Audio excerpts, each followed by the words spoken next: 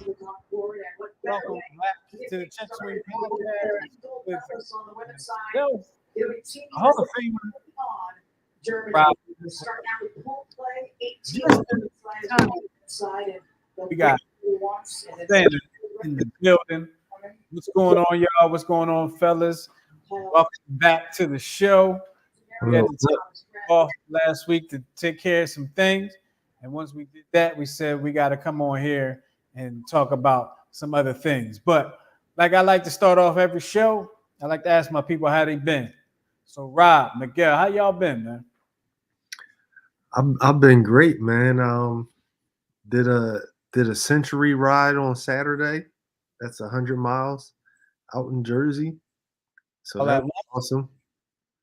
Yeah, that was wonderful, man. The fellowship, a lot of great people out there. The cyclist community is definitely a great community, man. It was a great day. Where did that take you? Like where did it start and end? Or it started in Mount Holly and took us all up like through Bordentown, and we went up north some and then came back down. Specker Farm, Bordentown, Rancocas, all of that. So it was pretty cool.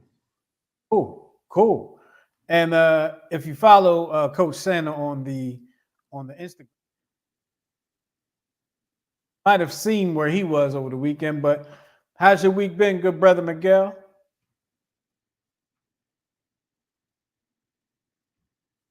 You muted.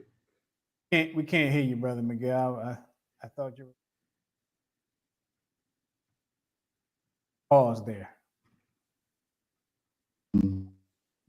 Check the one, check mic check. There you go. 1 2. Okay, if I stand perfectly still and hold this cable, do not move it like they do in the movies, then you'll be able to hear me the rest of the show. Can you hear me?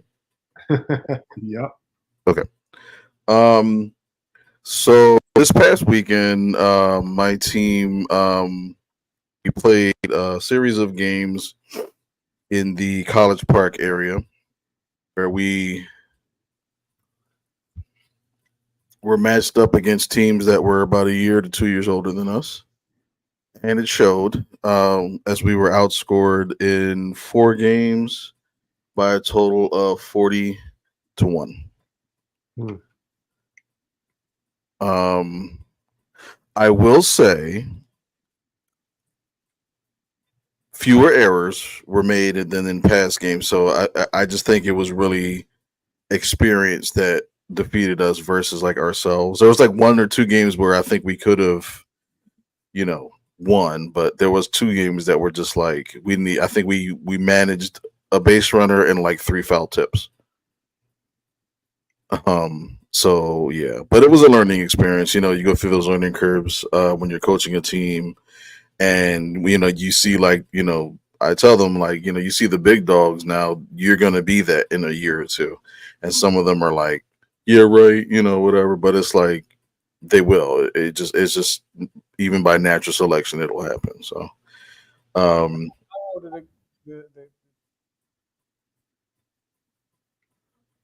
say that again. I couldn't for some reason. Their volume went down.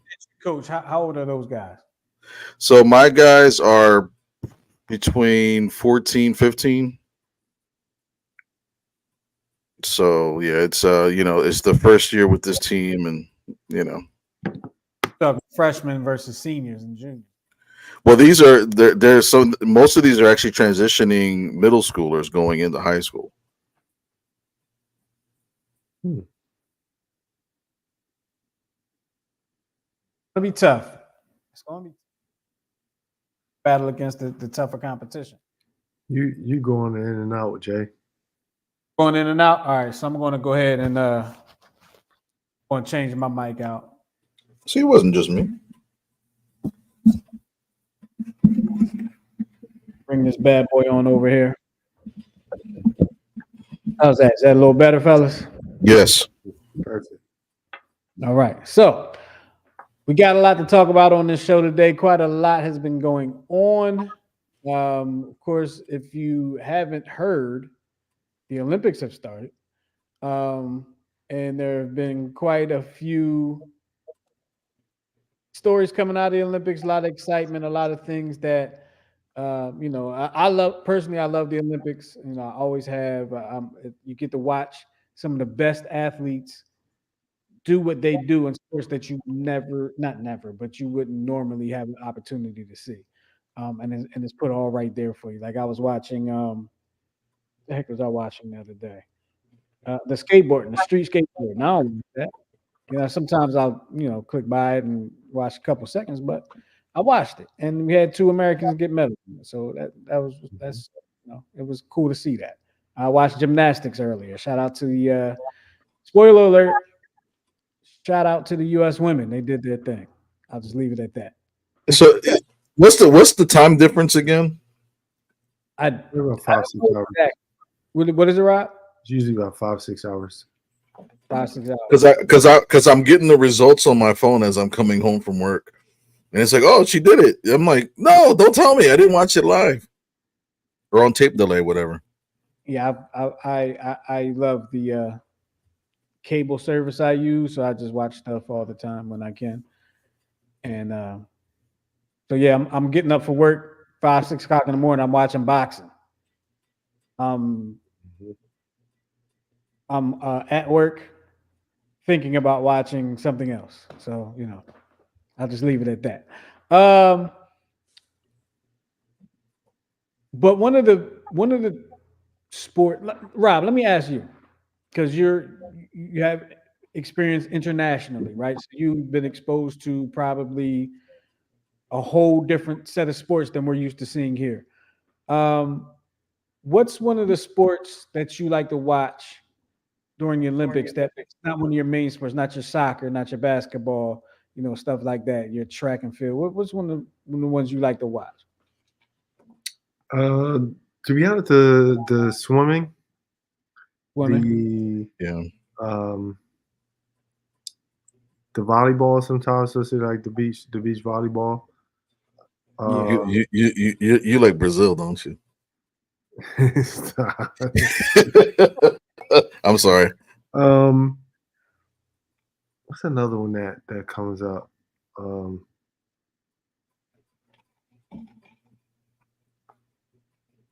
Yeah, those are probably the ones out of like the normal rain that I would watch. Your main events. Mainly swimming.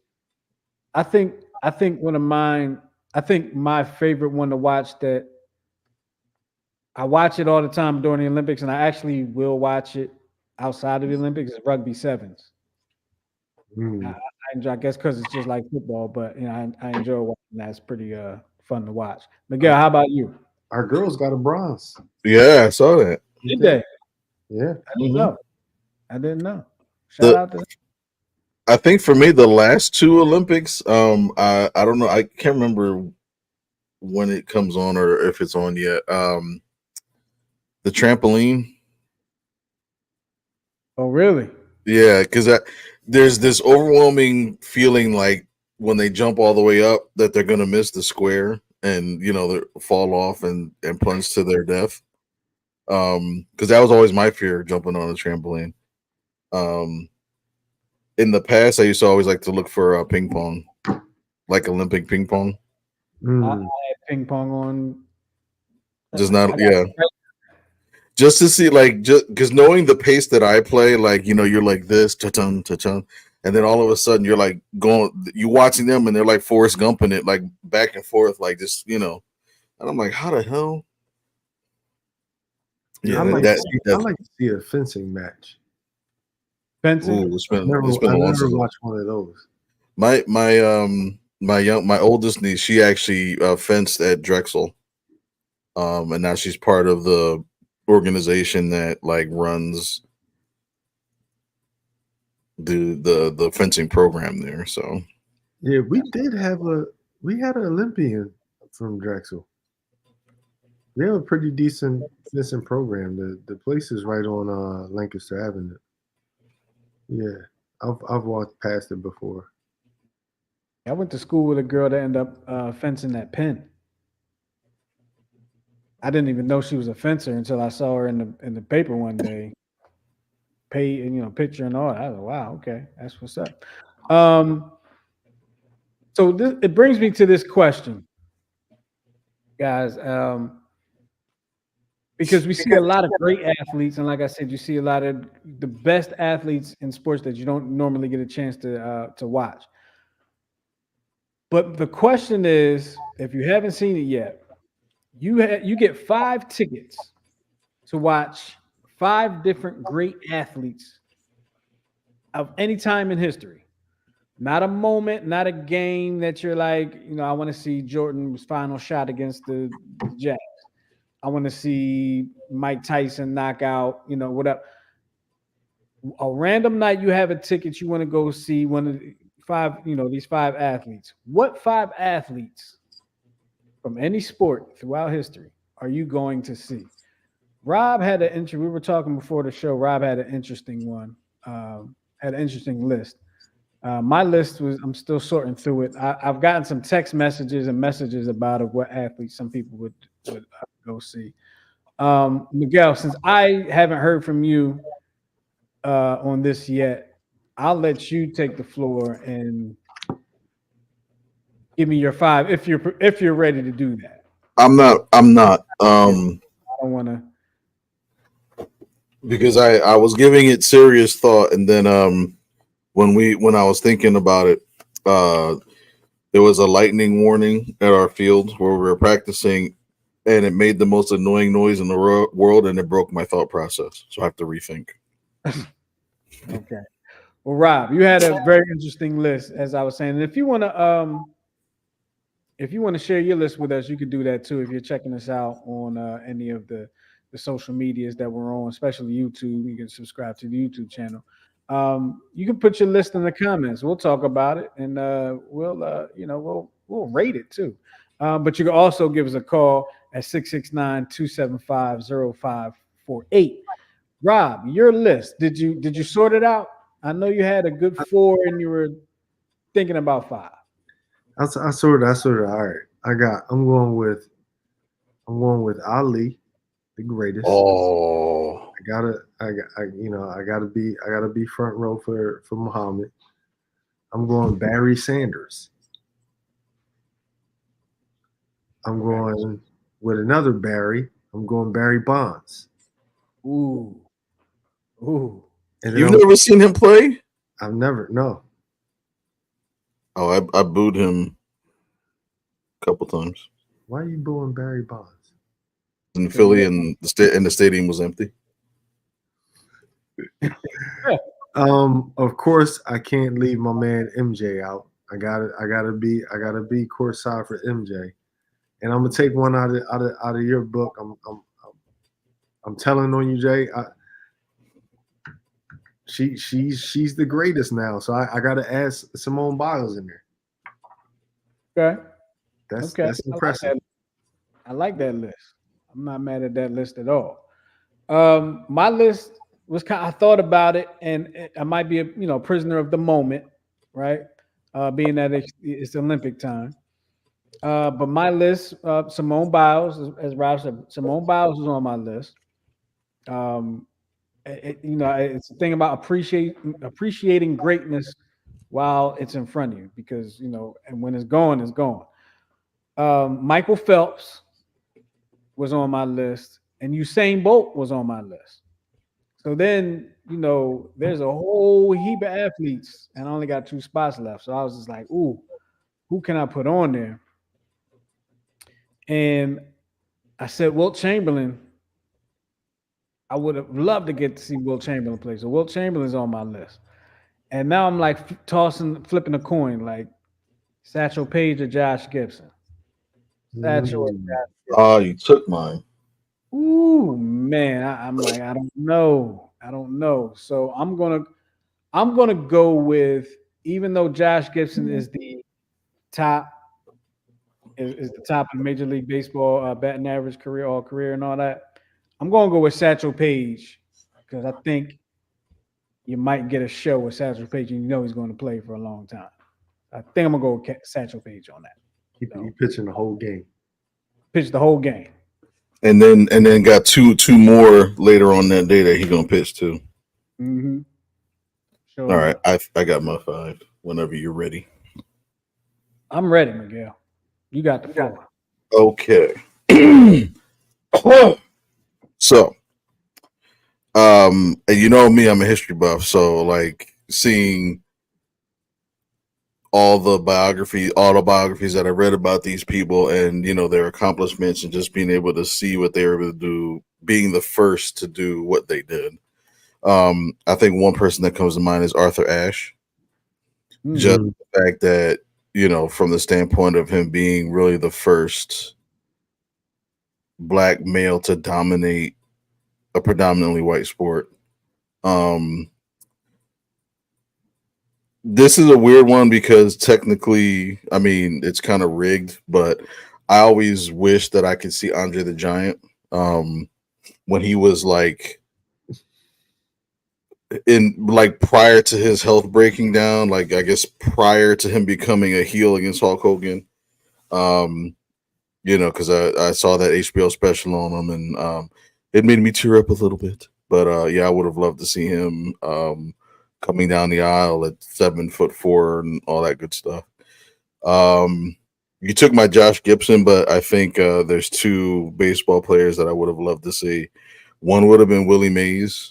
Say hey, kid. Just to witness the 5 tools at work. You know what I mean? And what people don't really realize about Willie Mays, he hit 660 home runs for his career. He missed a total of 4 seasons, 2 to the military, 1 to injury, and 1 because he was not eligible because he was in the Negro Leagues. So had you added those 4 years, he'd be the greatest home run hitter ever. And last but not least, part of his culture, but Roberto Clemente, arguably the greatest Puerto Rican baseball player ever. Now, real quick, I know the story of Roberto Clemente and his charity, his heart and things, but what were his attributes like as a player? Like what was so like what made him stand out as a player? What made him a great player? The fact that he was clutch in clutch moments. He was one of the first Latin players to be outspoken. So the Pittsburgh press always insisted on calling him Bobby. And he was like, my name is Roberto. And they were like, oh, here he go. He wants to be called Norbert, whatever those Rickens say, whatever. So he actually would talk back against the press. Like, he used to actually call he felt like he was a double Negro because of his color and because of his language barrier. Because if you looked at him, he looks like a black man because he's one of the darker skin, like myself, like darker skin Puerto Ricans. But he was one of the first to say, like, this is what it is. And he just like Dick Allen in Philadelphia, he was really like one of the first Latin superstars to have a mouth, to have a voice. But on the field, I mean, one of the best rifle arms. He could throw somebody out from like the warning track in right field and throw it to home plate on one hop. There's videos of it. And as he got older, he matured and carried a team on his back, and he won a World Series in '71, was the MVP when he thought he should have been the MVP and several other. He knew of the open discrimination and stuff, and he spoke about it publicly. But he always wanted to give back, and he actually had a plan to build. And I have it. I got to look at the story again, but he wanted to build a baseball city or a sports city in Puerto Rico. And I believe Roberto Clemente Jr. attempted to fulfill that, but because of money and because of politics, it kind of became like, like the hole at 8th and Walnut for, 50 years. and it never really got built, and it just became an eyesore.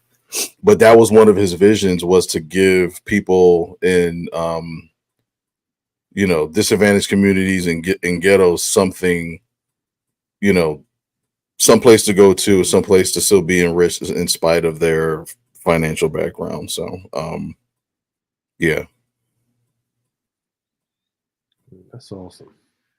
Roberto Clemente. I didn't know that. Roberto, como yo. Say that again. What'd you say, Justin? I didn't know that about the press. I didn't know they were calling him Bobby Clemente and he was pushing back. Yeah, they were adamant, and then he said, "I'm Roberto," and then when they were like, there's also a story that he was extremely what's the word? Belligerent. He was a hypochondriac. So if you ever look at videos of him, right, and he's on the on deck circle and he's just leaning with his bat and he's always doing this. He always complained about having a neck issue that was connected to a back issue that always had affected his hamstrings, then his toe. So like there was a story, I think Johnny, like, he's like, for a person that's hurt all the damn time, you sure know how to show up and play. So, but that was part of the fact that he was always vocal about everything. Like, even if his thumb hurt, he's like, man, I bumped my thumb, and he would like, be looking at it like that. But back in those days in the 60s, like, you just shut up and play. You don't speak. You know what I mean? And he was like, why? He was the first TO. Yes. Minus the crying and the sit-ups in his expensive driveway. So I have to bring this up. I really don't want to. Embiid sucks. Sorry. I'm sorry. I had something in my throat. I so apologize. That was so uncalled for. You go. Anyway, with the Olympics happening right now, gotta talk about the basketball team. They've had one game. They didn't play tonight. Did they play tomorrow, right? I didn't miss a game, did I? They play Sudan tomorrow? I don't know. 1-0 in pool play right now. I'm still undefeated. Rob, have you had a chance to see them play? Have you had a chance to see them in action? I did not get to see the first game. No. Well, any of the games. The first, the preliminaries and all that.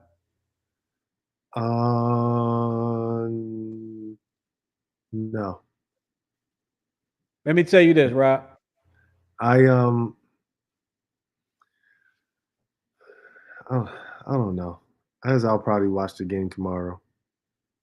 You don't even sound like you really want to. You sound like, nah. The game is so disappointing right now. The USA team has, I lived through the letdown, and I was overseas when they decided they wanted to, put out a crap product and lose the darn Olympics. They didn't have to deal with that crap. You were in Argentina at the time? Did. You were in Argentina at the time? I was in Turkey at that time. I was in France and France. No, I was in Mexico then because it would have been the summertime, right? So I was at home going to Mexico. Okay. And I was in Spain when we lost the world championship. And I almost had to put hands on one of them coming into practice. And I said, listen, if either one of y'all come talking crazy to me, I'm going to put the paws on you. I'm telling you right now. Was it like that? Like, was it? Yeah, like you don't understand. Like we had to deal with that. Them acting like, they're better now. Like they don't need to. Well, we're here for a reason. Like we're here because y'all need us. But they start feeling themselves after that. You got to understand. So we had to live through. I had to live through that. You had to deal with that. You had to deal with fluctuations and them thinking maybe they don't need you. Your pay maybe fluctuating or whatever because of all of that stuff. That's what jaded me towards that. That's what made me mad. Like these other countries, what they don't understand, they take tons of pride in their countries playing. This is a big deal to them. For us, it's like, oh, I'm on the USA team. Like, no, they really fight for their country. Like, it's serious. And you know what? You know what I just learned? The pay reflects it. As you're talking, I'm thinking about it, right? And I'm like, well, how come we're not like that? And I'm just thinking, I don't know, but I'm thinking of Spain. I'm thinking of places like Portugal. I'm thinking places like Italy. I'm thinking places like Russia, China, Korea. They're all, for the most part, from there throughout their generational history. Yeah, we don't. Most of the people America's here ain't everybody. from here in their throughout their generational history. Most of the people. We There's all got here no somehow. pride. There's Right. no pride. You know what? There's an arrogance to it. Like, well, we're supposed to do. You know, this is what's supposed to happen. We're superior. But but then when you compare, like you said, Spain is one of the bigger countries. Spain, Japan, China, Great Britain. These are the ones that you're going to see up there all the time with the medal count. Australia, like these people when they win, like it's the way they treat their Olympic champions are way different than we treat ours. Just recently, you see the discrepancy in pay. For winning the gold in America, you get $37,000. I saw the other one. I don't know if it was Japan or China. One girl, over $700,000 they got for winning the gold. Mm. So what's our excuse? Don't value anything.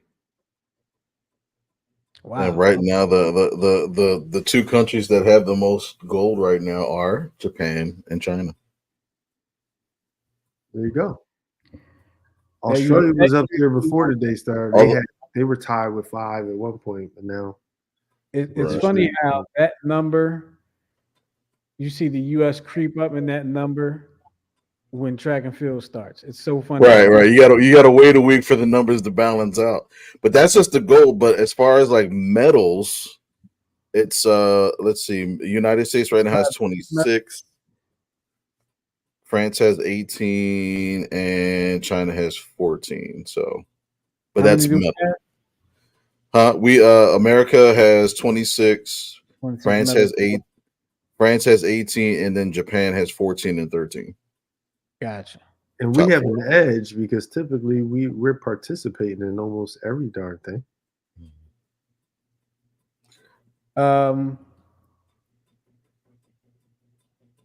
Deotis Carolina says the marketing value is much higher in the U.S. U.S. employees will make 10 times more in the long run. Nobody. That's not guaranteed. Nobody care about that. Give me my check for winning the gold. Like I'm trying. You sitting here trying to mitigate your costs because you're marketing. You're going to get this and that. That's not guaranteed. That's not guaranteed. And what happens if I make a comment that everybody don't like? Then my marketing dollars disappear. So I'd rather give me my 700,000. I can take that to the bank. That way, if I do something y'all don't like, it doesn't affect my ability to take advantage of my, marketing from the Olympics. Mm-hmm. Speaking of bad marketing, Justin's favorite player in the world, Joel Embiid, he had to address boos that rained down on him from the Paris Olympic crowd. So I don't know if you guys were aware of this particular story. He got heckled coming off the plane. Well warranted. Yeah, and for warranted. I saw somebody did a post. They were like, "Oh, so petty." The French people doing it, and I commented. It was on what's the other Instagram thing? Threads. And I just felt compelled to comment. I had to. And I'm like, this guy must not know all of the information because if he did, he wouldn't have made that comment. He deserves it. He didn't have French citizenship. He expressed that he wanted to get that so to play for the French team. They gave that to him. Mm-hmm. and then he shafted him. And then before that, if you look at his comments, he said he was going to play with Cameroon. He shafted them too, and then decided to play for the U.S. Talking about, I wanted to see my kid. What does that have to do with anything, bro? What is that? You do know your kid is half African too. You're from Africa, sir. So why wouldn't you want to see your kids see you representing your country, where you were born? Like, what are you talking about? Well, my son was born in America. He's still half African. He's African. Well, the quote that he gave when asked about how he was reacting to the crowd, he said, "Nothing. Like I said, I'm American. I play for Team USA." He does have American citizenship, so technically he is an American. And technically he's French, and technically he's from Cameroon. So he's if I'm not mistaken, I think he spent almost as much time here as he did in France. Yeah, don't he have a residence there? I want to say the least amount of time he spent in any country was Cameroon. Well, the report I'm seeing is that he was born in Cameroon. He moved straight to Florida in high school, and he lived there ever since, which means he never lived actually in France. But he went through the naturalization process to become a U.S. citizen on his own. For his pro career, Reed, who has French family members, entertained the idea of planning, for him to play internationally for France years ago, but it never happened. So. And then I guess he was supposed to play in the FIBA World Cup last year or last summer as well. And I didn't know that. I didn't know he was supposed to play in that last year. And he said, I think he's quoted as saying, "Yes, I want to play for them." And then he denied that he said it. So he said it, and then he denied that he said it. Yeah, so he's turning into, like, I guess a basketball version of Trump. Well, I think based on the French people believing that he was going to be playing for France, the boos are warranted. Mm-hmm. It is what it is. It's funny though, because I've never heard anybody get booed like that in the Olympics before. So that's funny, but it is what it is. Like you're on their home turf. But there was something else that came out in one of the Philly papers, and someone had asked him, like, how do you feel about, like, the Olympic experience? And he responded, his response was like, nothing. And that, to me, that goes back to, like, okay, what are you doing this for? When it comes down to, like, when we really need you to do something, are you really going to go to the ends of the earth to try to win?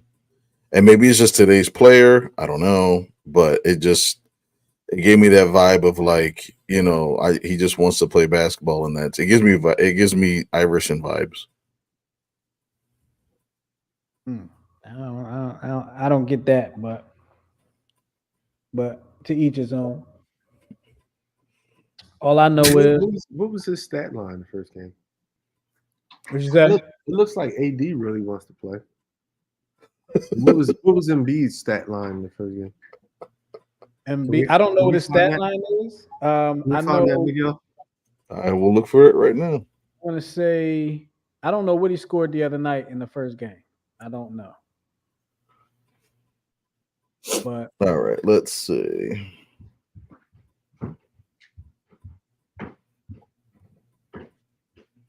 I feel like this is a setup. I feel like somebody wants to cook Embiid. No. Keep talking. I'm doing my research. You keep talking there, sir. But I believe Embiid is doing okay. I don't know what he's averaging, but I know he's not on the team for his offense. That's what I do know. Well, I mean, the latest story on Action News is Jason Tatum not getting any tick. He didn't play in the first game. Him and Halliburton did not play in the first game. Now, if you want to go strictly by offensive prowess, Embiid should not have played as much as he did, and Tatum should have got some tick. But they were playing Serbia, so you got to have somebody matching up with Jokic for some time. How does Jason Tatum? Do you know? I heard a stat. Jason Tatum is the only first team All NBA player on the roster. He's the say it again. Speak up a little bit. He's the only first team All NBA player on the roster. Is he? Yeah. How does he not play? I think that's a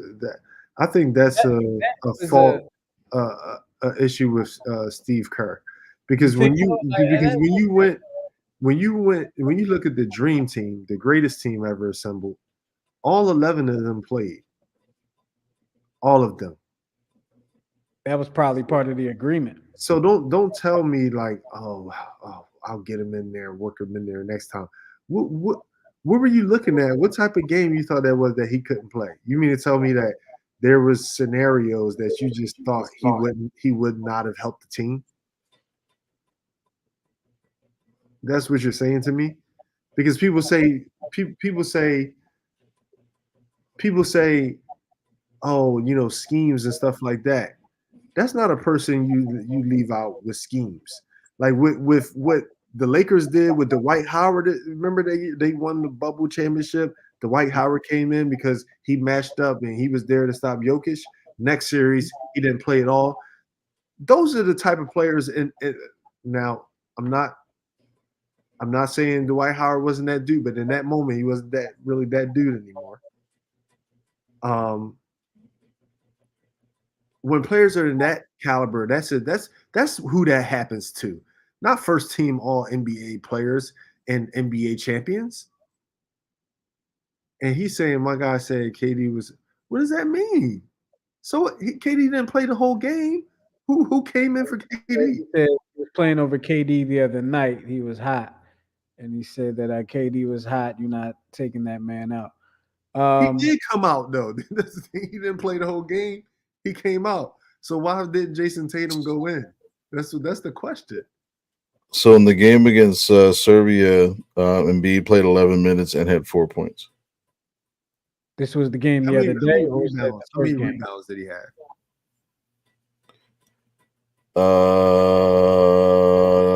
2 defensive rebounds. And what was AD numbers?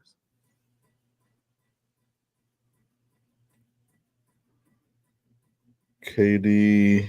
No, AD. Anthony. 19 minutes. He had 6 defensive rebounds, 2 offensive boards, and 7 points in 19 minutes. He probably had a couple blocks too. And he's coming off the bench. No blocks, but Embiid had 1 block. He's coming off the bench, and he should be coming off the bench on this team. Who, Embiid? No, AD. Coming off the bench for Embiid? He should be coming off the bench for this team. That's what I'm saying. Behind Embiid. Yes. Behind Embiid, yes. Why would he played 19 minutes, Embiid played 11. Say again? He played 19 minutes, Embiid played 11. Right. He's going to get more minutes, and he should get more minutes, but he should be coming off the bench behind Embiid because he's playing with the second unit. You got Steph, you got LeBron, you got who's the point? Is it Drew Holiday? You don't need him. You don't need AD in that lineup. Put AD in there in the next lineup and let him cook. I would say you need AD in the first lineup because he would complement the other guys better. He's more active and he moves around more than Embiid does. He's more active. He's more active, but you're talking about guys like LeBron. You're talking about guys like Drew Holiday. You're talking about guys like Steph, who are athletic and good. But AD right now, if you're able to catch him in the games, AD's playing on a different type. Like he's playing at a different speed than everybody else. He really is. He's ready to go. I think his chemistry coming off the bench with the second unit, I think has been great I think that's why he's been able to do what he's been able to do, and that's why he's getting more minutes. And him playing next to Bam, I think that's helping him out too. Those two big men down there, and they're both pretty much the same type player. So wait, Miguel, do you still have the stat line pulled up? Yeah. Did everybody play except for Jason Tatum? Is that so? Justin, pull up the. I have the stats on my screen. So Justin, if you, I'm sharing it so you can pull them up. I got you. What's the name didn't play either. Halliburton didn't play either. Well, I expected that. Let me see here. See if I can. What are we looking for? I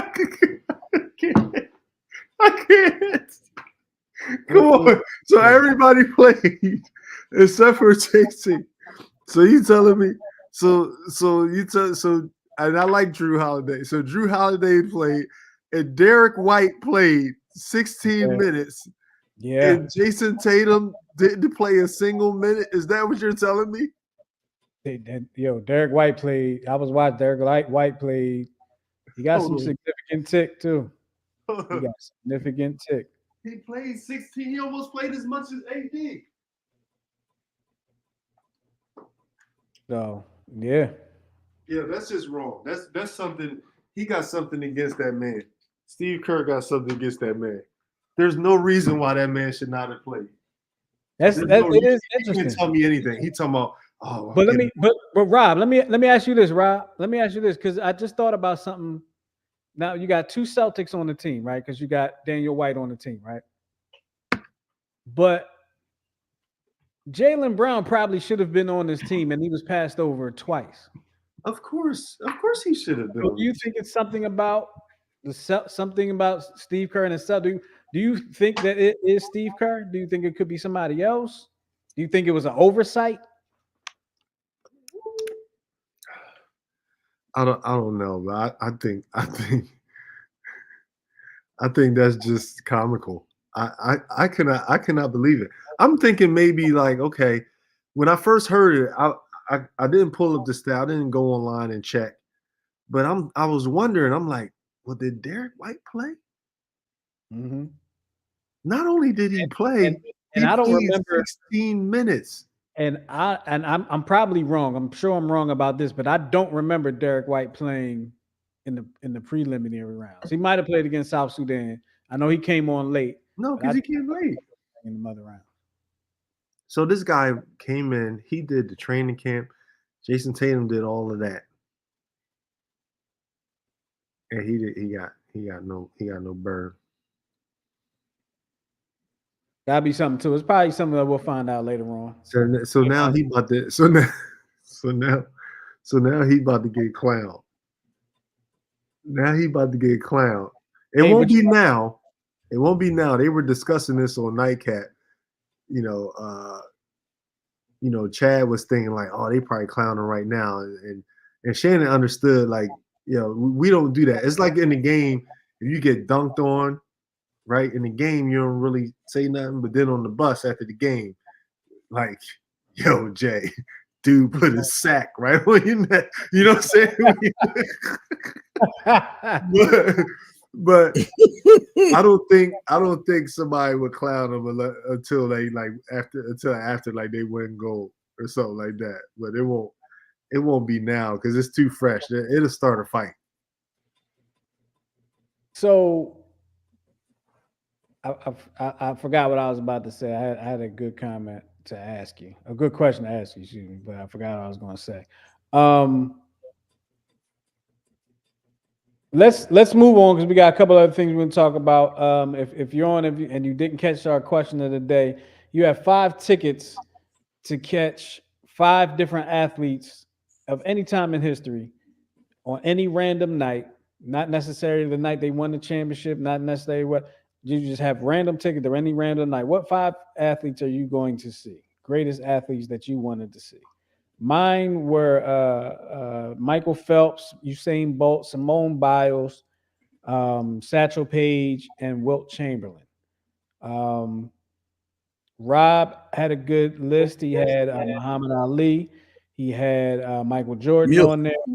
He had Simone Biles on there. He had Pele on there. No, I'm just playing. He had who else did you have on there, Rob? I'm sorry. Barry Machu Bonds. Picchu. Barry Bonds and Barry Sanders. Yeah. And Miguel had Roberto Clemente. He had who else you had, Miguel? I'm sorry. I forgot one. So I had Arthur Ashe, Arthur Ashe, yeah. Willie Mays, Willie Mays, Andre the Giant, Roberto Clemente, Mm-hmm. and I could only say this name this way. Serena Williams. Wait, say it again. You cut out on it. Serena Williams. Serena Williams. Yeah. I was debating putting her on my list. Miguel knows I love me some Serena. Mm-hmm. I was debating putting Serena on the list. So we got one guy. Michael Jordan, Muhammad Ali, Wayne Gretzky, Usain Bolt, and Michael Phelps. Michael Phelps getting a lot of love tonight. What's that all about? It was one of the greatest swimmers of our time. Is that the marijuana talking? So just for preference, this is my brother right here that's commenting. Okay, gotcha. When you talk about I ain't never heard you mention Wayne Gretzky in your life.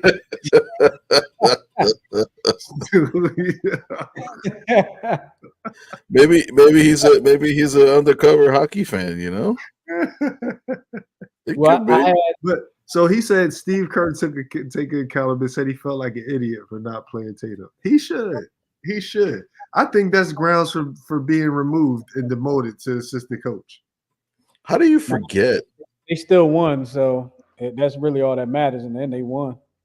It don't matter. It's easy for other people to say that on this team that wasn't the victim. Guys that don't get burned. Like, this is not the dream team anymore. This is the U.S. team. There's going to be a 12th man. Yeah, all these Halliburton. 12th man. Yeah, Halliburton. that was the 12th man. Somebody got to be 11. Halliburton. Somebody got to be 11. It don't matter. See, it's easy. You say they won and everybody. That's easy for everybody to say they weren't the ones riding on the bench. Yeah, exactly. Somebody got to be number 12 until they know they the number 12. Like it's hard to be that guy. Nobody's trying to hear. He's putting on that front like, yo, we won. That's what you have to do because you can't show that type of disdain. Exactly. Because it makes you look selfish. He's pissed. His ego's hurt. That man is pissed. Yeah. That man is pissed. And you know what? Steve Kerr on that man list. I'm gonna tell you, I'm gonna make sure I watch the Boston Celtics Golden State game next year because he's gonna drop 50 on them. Yeah, Jason Tatum gonna cook. He definitely gonna be looking to cook. And he's gonna tell Daniel White, yo, don't even come in this game, man. He said me and Jalen gonna cook. Ryan chimed in with his top 5. He said Muhammad Ali, Arthur Ashe, Serena Williams, Michael Jordan, and Pele. He said Pele. I had a couple guys join in here. Justin, not me, but Justin said Ali, Jackie Robinson, rookie MJ, Barry Sanders, and Bruce Lee.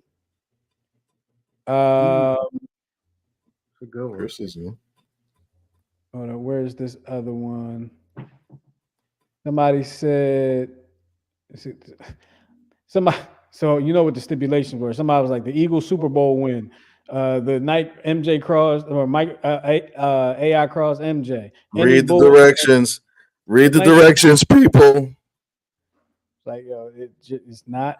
I mean that's a good topic too, but still, just the person. So let us know. Let us know what you would who you would go see. I definitely would have wanted to see Serena. Randy Moss. Randy Moss. I didn't even think of Randy Moss. I thought about James Brown. I mean, not James Brown. Jim Brown. Hey. What about Jim Brown? I thought Bo Jackson. What about girl? You know what? the most exciting one and just a lot of physicality. Earl Campbell. Ooh, You see him? Yeah. He just out there. You down there. All you hear is, you know, he just running straight over cats. You know, there was one person I came this close from seeing, but he became a free agent and left. I had gotten tickets to an Eagles game in '93, and I was so excited. But this was the point, like Reggie White was doing his free agent tour, and I'm like, man, I'm gonna get to see Reggie White. Then it was like, you know, he was talking to Green Bay, he was talking to Buffalo, he was talking to all these teams. And then we had decided to get the tickets, and then he signed with Green Bay. So I never got a chance to see Reggie White play, and I saw Randall Cunningham play, but I did not get to see him play. Oh, here's one. The Michael Vick experience. Look, I was just going to say that right before Miguel started talking. I was going to say Michael Vick. I saw Michael Vick. I was at the 2005 AFC NFC Championship game. He was garbage.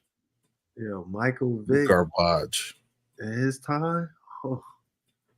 I saw the most perfect defense play that day by the Eagles, and I think they only sacked him twice. But I mean, he was definitely dangerous in his heyday. And I always think, and I told Justin this a couple of times, like, to think about it, we had on the Eagles at the same time Vic, Deshaun Jackson, LaShawn McCoy. Like, Max. We had great, and we literally downgraded all those positions for what? For a coach with an ego. Yeah, how's that job? How's that ego doing at UCLA? Oh no, he's back in NFL, unfortunately. Who? Chip Kelly. Okay. Who are you with? No. He's like a offensive coach, but I can't remember where. I thought it was with the Chiefs, but I could be. We got Oh no, he's at Ohio State. We got Monroe chiming in. He says Muhammad Ali, Jesse Owens, and Young Wilt and Koufax. Sandy Koufax. You got one more, Monroe. Give us one more. You got 4 there. Give us one more. You get a bonus because you gave us your list. You still got one you can go see. Go see Serena. I was thinking about Jesse Owens too, briefly, but I don't think track was what it was then as it is now. I tell you what, to see that speed in person it's something. Like, I remember I used to go to the Penn Relays every year, but until I started running track seriously, I couldn't really appreciate it, what the speed was. And then I saw Maurice Green, who was an Olympian, 100-meter runner. I want to say he won a gold medal. I'm not sure. I'm not positive. I think he won a gold medal in the 100. I saw him run a 4x200 meter relay. I saw him run, and I saw who was the fastest woman at that time? It was Marion Jones. I saw Marion Jones in college. It was somebody else. But the speed coming off that turn was just like, it literally brought tears in my eyes. Like, I was like, oh my God, I can't believe it. I remember him. He the one pulled up lane when he challenged Michael Johnson in the 200. No, you're thinking of Donovan Bailey from Canada. It was Maurice, dude. He challenged Michael Johnson. They were doing the 200. He came around the corner. And You're right. Because Michael Johnson had tipped on him. Or excuse me, the youngins use that different. Michael Johnson had caught him, basically. I was thinking about when Michael Johnson came up lane running against Donovan Bailey that time, when they were only running 150 meters. Oh, they did a challenge. I didn't see that.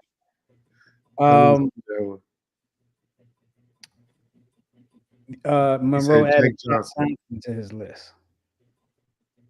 He added Jack Johnson.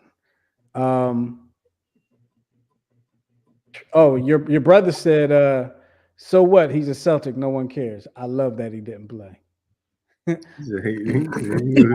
has a very strong dislike for the Celtics. I'm not mad at him. I'm not mad at him for that take. I'm not at all mad at him for that take. Listen, I don't care that he didn't play. Actually, you know what? Play him every single minute of every single second of every single game out there, Steve. Run him into the dirt. I don't wish that on. Well, it hurts. It hurts even more. It hurts even more if they lost. They did win. I'm still pissed if I'm in that position we win, but it doesn't hurt as bad as if we lost and you could have helped. My last professional game, we were in the quarterfinals. It was the quarterfinals, semifinals, and I'm rolling. First half, they stopped coming to me. We get down to and we're playing down like 3 players. We're playing the top seed. We did a whole miracle turnaround. When I got there, the team was 0-10. And we wound up winning the first round, making it. We got a good chance to knock off the number 1 seed. This is during COVID. Our starting point guard, positive. Our backup point guard, positive. Our shooting guard, positive. So we played the game with 2 like 18-year-old point guards. And they played great. Man, I was so proud of those kids, but you just can't overcome the experience. But later in the game, when we're like right there, third quarter, I was cooking. Then he took me out. Never put me back in. And I matured so much because I've had my experience early in my career. I was in Mexico, and this guy, the coach decides he wants to teach me a lesson in the playoffs. We're in the middle of play. We're facing elimination, right? And he's like, he didn't like the way I was playing, so he's trying to send me a message. He will sub me out. I'm like, bro. So the guy comes out, right, to sub me out, and I'm like, nah, bro, go ahead. I ain't coming out. So he comes back out there. He's standing there. So now I don't want to make it look like, hey, we got 2 people in the court. It just looked bad. So I leave the court. I'm pissed. I walk past the coach. I sit down for a second. Get right back up. Walk to the scorer's table. Sub myself back in. I knew it. Oh man, you did right. But listen, I came a long way because I darn sure wanted to sub myself back in that night. I was telling you. Did you take the same ball out? Or were you like, yo, I'm back in. You coming out? Yeah. He gotta go. Was he mad? Like, yo, he was trying to get some play. He know his role. He was a national player. Like, he wasn't that good, older guy. But we go on to win. We win like 3 straight games, and we win the series. And actually wound up winning my first championship over there in Mexico. But this dude wanted to teach a lesson in the middle of the playoffs, where we facing losing home court advantage. You trying to, what are you doing, bro? Like, come on, man. It's an odd time, though. And he kept his job? Not after he bounced around. He wasn't a good coach. The only thing he was good to, he did was make subs. He didn't have any strategies or philosophy. We just had 3 really good Americans, me and 2 other guys, one guy. And we had a couple good national players, and we just had fun and did our thing. That was pretty much it. We played defense and we ran and we dunked and we clowned and we had a good time and we just that was probably some of the most fun I had playing with it. It was kind of like college because we all stayed in a hotel, like some people we had to share a room, so it was kind of like an extension of college into the pros. It was pretty cool. We had a good time. Oh, cool. But we're running short on time, but I wanted to get Miguel in here to talk about a few things real quick. MLB Trade Deadline. Phillies made some moves over the past week or so, but one move that baffled me, Miguel. It was probably the last move. I think it was the last move. It was the last one that I saw, where they traded with The Orioles again. the Orioles for a prospect. They gave up a bullpen arm for a prospect. All the talk, and I know the talk ain't the team, the talk is the talk. But all the talk was you're going after a championship now. Trade your prospects for stars or whatever the case may be. Get strong for a championship now. And they go and trade one of their bullpen arms for a prospect. Please explain that. Please help me make that make sense to me. So I think what it may have been about a couple hours before that trade was made, the Phillies got another lefty arm from the White Sox. Oh, they got rid of my dude. Well, I guess that makes sense because there's Phillies drafted like 12 shortstops in the last, and they're all either Dominican or Venezuelan, and like half of them are switch hitters. So I guess they're like, draft picks in baseball are like disposable, assets and whatnot. So I'm guessing that move. Some of these moves don't make sense from a standpoint of like you traded to get a prospect, but you got the same veteran player who's actually older than Soto. Yeah, I don't know. I don't know if they saw something in the fact that he could be helpful down the line. You know how like what's his name? Eagles GM Roseman, he always likes to kick the can down the road. It's harder to do in baseball because of the guarantee contracts, but I'm thinking that's probably what the thinking was. They took someone else's salary, they swapped it for something else, and they got a little younger in an area that is more, I don't know. To me, it's equivalent to the Eagles. Let me stop you right there. It just don't make sense. It doesn't. It makes sense for the future, but it don't make sense for the now. It doesn't, especially because Soto has playoff experience. Dominguez had playoff experience.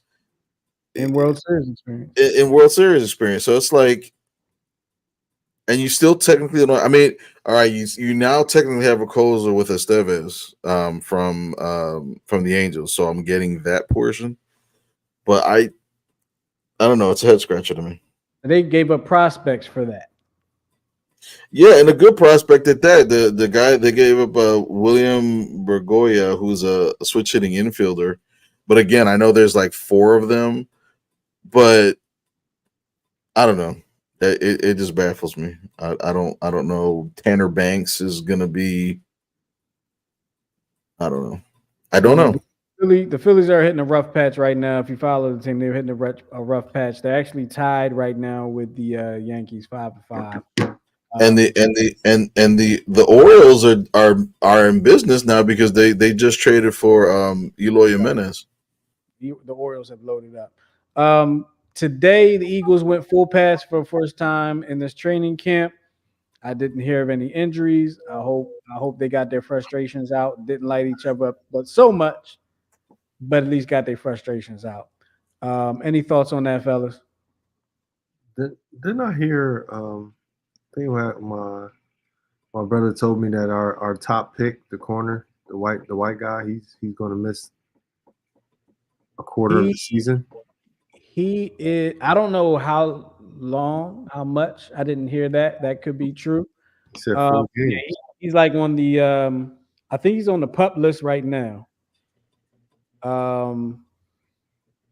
But they also drafted him knowing that he has injury history. He was injured. That's why he dropped to them in the draft, because he was injured. Why? What? The Eagles' favorite. They love injuries. They lost. The other guy, what was that other corner they drafted that was coming off the ACL? Was that Sidney Jones or something? Sidney Jones? Like, come on. Jones out of Washington. Yep. Why do we do that in every sport? Remember, we gave Elton Brand $80 million coming off of Achilles. I couldn't understand that. Or my man, the one that never played for us, he had the You buying them? yeah, but he was salsa, but he was videotaped salsa dancing in Spain And bowling. and bowling. Yeah, that's what it was. He had that Toad haircut, Toad from Mario Brothers. And then didn't they catch Justin Boy, who was supposed to be hurt, and then he was dancing on stage with Meek Mills with his shirt off. Wasn't that Justin Boy? Yeah. Huh? And Your boy. Oh. Yoel. That was before his that was before.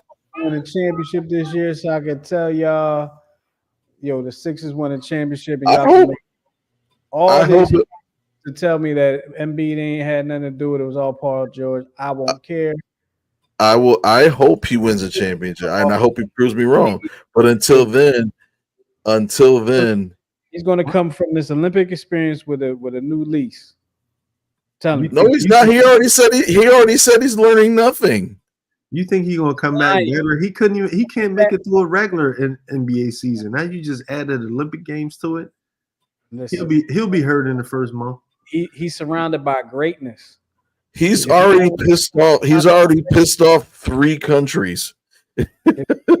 So what? Welcome to Philadelphia. We piss off everybody. No one likes. Yeah, but he's here. Really, you gonna use that for Embiid? Yep. Not I'll beat you too. Nah. No, he's not one of us. Oh well, what do you guys? Before we wrap up, what do you guys think about the possibility of the Sixers moving to Jersey? As long I as say it's about time. That's a real possibility. They've been talking about that for years though, ever since because doesn't the owner want to like move them so that way they're close to like the Devils and all that stuff in Jersey? Well, I mean, they wanted it here, but they've been getting a lot of pushback and everything about it being added congestion to the downtown and everything. And over there, they're actually going to give them what they say. New Jersey's going to give them $400 million towards it. Yeah, but it doesn't matter. New Jersey's not a state. The practice facilities over there already. Jersey's not a state. What I don't understand is why don't they use the Navy Yard? Like they're constantly building over there. They they're going to be adding a train stop soon. There. Why not build it there? Well, they have Mosaic Development doing the huge development over there. That's what I'm saying. But there's still enough that you can fit, I think, because they kind of want a smaller venue, don't they? Like something similar to what they have in Brooklyn. Because if you're trying to fit that where the old convention center is, they want a venue that they own. Right. But I don't think they care about the size. They just want to own it.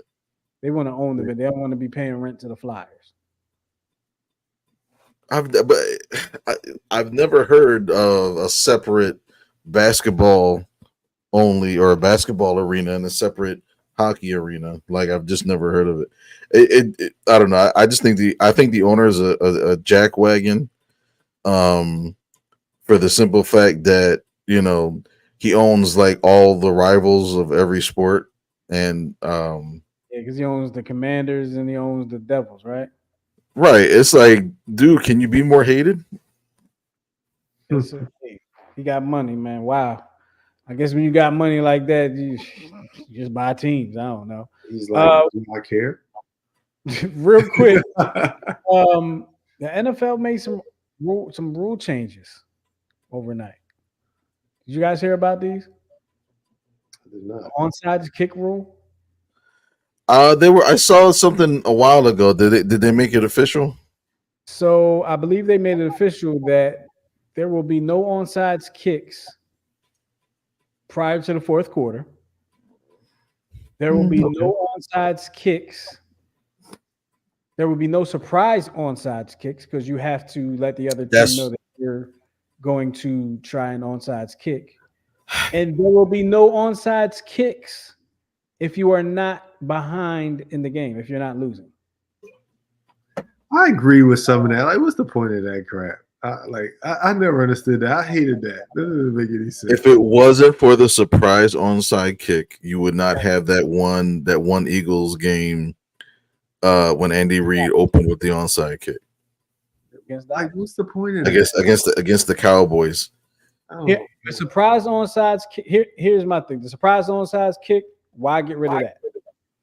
Why change it at all for the first three quarters? What's the point of doing that? Like, here's that low percentage chance of trying to get the ball. It's almost like they changed the shift rule in baseball. Are they seeing more injuries because of it? A lot of times they make these decisions, they call themselves reducing injury risk. Is there more injury risk? So they also changed the kickoff rules. Right. Right. So things are going to be different for kickoffs this year. It's what is it? It's like if you kick it in the end zone, it's not. It's like if you kick it, is it the one rule where you kick it between like the 10s or the 5 or whatever? I forgot. Look it up. It was so much to it, but the idea was that it causes less. Oh yeah. So the team that's kicking off, right? If you kick it into the end zone, I think they actually start off on the 35. But if you kick it and they receive it, the kickoff team can't run until the receiver actually physically catches the ball versus running as the ball is kicked. That's what it was. But they're also closer.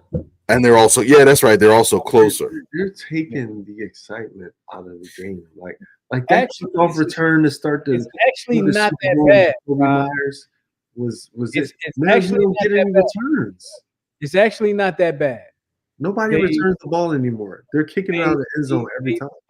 They do the same thing in the XFL, and it's actually not that. I was just like you. I was like, yo, that's whack. It's actually not that bad. It actually causes more kick return. Right. Because you don't want the kicker doesn't want to kick it in the end zone to get the ball out on the 35, but then now there's actually a legitimate shot for the runner to actually break for a longer game if it's caught on like the 5, but now you know what I mean? But understand this, all these rule changes today have nothing to do. It's not even about injuries anymore. It's all about money. As soon as gambling has been made legal, that's when you saw all of the rule changes for all of the sports, especially football. So how do you the rule about them getting it at the 35 for kicking out of the end zone? That's already been in play. That's not new. No. Not kicking out of the end zone. The touchback from that is not going to start on the 35. It used to be the 20. No, but the 35, that was this year. They did that. No, 35 is if you kick it out of bounds. That's the penalty. But if you kick it, they changed it. It's not. It wasn't the 20 this year. They didn't only get to the 20 this year. It was like the 35 or 25. Oh, 25. It was a 25. It wasn't the 20. Yeah, you're right. It was 25. But like they're not. They don't care. Like we're not getting any kick returns. And then how do you know if it's short or if it's long? Because I can't run until you catch it. So it all depends on. Am I supposed to just stand until I see whether it goes out of the end zone or whether it goes short or long? Huh? The return is going to show you if it's short or long. Now, I can't move until that person, but that person can move. But we're on the field. Like we're on the field. Like we can see it from watching the TV very clearly. Right. But they can't see it as well as we can see it on the field at eye level, looking down. Understand what I'm saying? As the kickoff team, I might not be looking at the ball. I might be looking at the returner to see where he's getting the ball because he's going to be moving around to where the ball is kicked. So if he's running in, of course, I know I got to go this way, or I got to go that way, whatever the case may be. But I'm not going to be so far away from him either. If I'm a special teams coach, I would tell everybody just look at the referee because when the player catches it and he moves, the referee starts doing this to wind up the clock. So I would look at the ref, and as soon as he starts doing this, I'm bolting right for him. But yeah, I just want to see all the penalties and how badly the referees screw this up this year. It's going to be the preseason is what I want to see because that's when all the bugs got to get ironed out. But those are the rule changes for the onside kick. If you want to have, excuse me, if you need an example of what the onside of the kickoff rules will be for the NFL this year, just what was it? The UFL, I think that actually was the USFL. The XFL and the USFL had merged and yeah. I don't know. Everything got an acronym now. But with that being said, we're gonna get up out of here. I'm just thinking about stuff at work got acronyms, stuff out in the world got acronyms, sports got.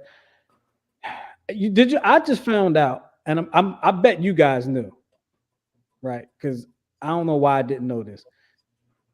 Do you guys know this? You remember the Spectrum? Mm-hmm. Did you know that was an acronym? No, I didn't know that. Did you know that was an acronym, Rob? No. I'm so glad. I'm glad I'm not the only person that didn't know. It's like South Philadelphia something or other, but you guys can look it up when you want to look it up. The Spectrum was a stadium, an arena here in Philadelphia. But we're going to get up out of here. We appreciate y'all hanging with us here on the Check Swing Podcast with myself. Electromagnetic spectrum. No, you're in science class. Here's something y'all can look up, an interesting tip before we go. They said that they wanted to package Toyota a different way of luxury to get Americans to buy it, right? So they said that they had a meeting. The guy said they wanted luxury, so that export to the U.S. Lexus, luxury, export, U.S.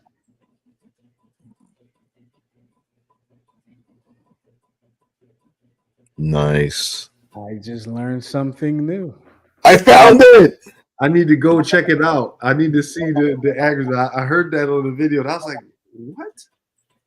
Huh?" Because a Lexus is a Toyota. Yeah, people didn't really get it because it's Toyota, but right. You're getting the same car, but it's luxury. It's packaged different. Yeah. Yeah. That's a dumb acronym. I'm sorry. Go ahead. What is it? So the acronym. What? So SP in Spectrum stands for sports and South Philly. E stands for entertainment. C stands for circuses. T stands for theatricals. R for recreation. And UM is what a nice building. What? That is the dumbest thing I've ever heard. Dumbest thing I've ever heard in my life. I've heard some dumb things in my life, and that might be the dumbest thing I've ever heard. Like you were really reaching to get that acronym together. Sports, entertainment, circus, theatrical, recreational. This is a nice. What is it? This is a nice building. There's a reason why Lou Scheinfeld, who was the former president of the Spectrum, is the former president. That it was America's showplace, though. It was dumb. I feel dumber because of that. We're gonna get out of here before we get Like any dumb. stupid. We Look appreciate at that. y'all. There we go. I found it. I'm gonna show it to you before we go off. It's too much light. There you go. Luxury exports to the U.S. LEX. US. That is crazy. You see how they bamboozled us? They told us what they were doing. We fell for a hook, line, and sinker. In the name, they told us what they were doing. And everybody, we got 3 of them in the family. So that we got to come with an acronym for check swing, like colored helium, existential, carotid. Look, let's not do. Let's get out of here. Let's get out of here before we become even stupider and we shellacked. People don't like what we're doing. We'll talk to y'all next time on the Check Swing Podcast, y'all. We out of here. Shellacked with integrity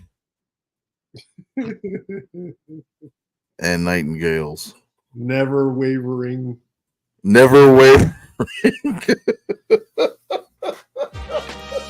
Never wavering goon. There you go.